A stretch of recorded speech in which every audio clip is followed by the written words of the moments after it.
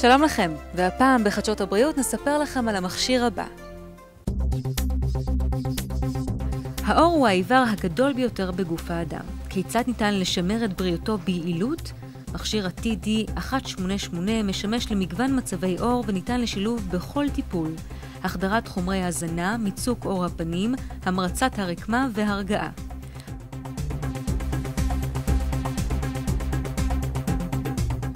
המכשיר משלב מגוון טכנולוגיות.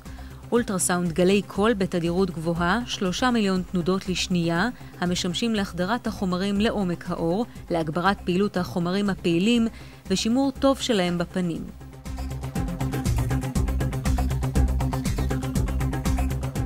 המכשיר משלב גם את טכנולוגיית הביוסטימולציה, שימוש בקרני אור לריפוי, המרצת והרגעת הרקמה, ניתן לשילוב בכל טיפול פנים וסדרת מיצוק.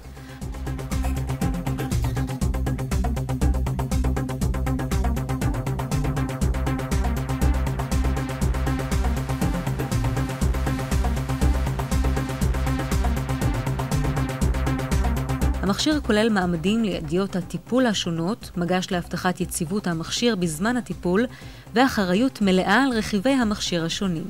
תוצאות הטיפול ניכרות היטב מיד לאחר הטיפול ומחזיקות באור זמן רב.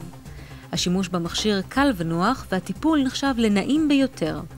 רכישה של מכשיר מקורי מבטיחה את איכות הטיפול ועמידות המכשיר לאורך זמן. האור שלנו הוא איבר מורכב, אבל הפתרון לבעיות האור יכול להיות פשוט ביותר. מכשיר ה-TD188 משמש למגוון מצבים שונים ובעל תוצאות מצוינות.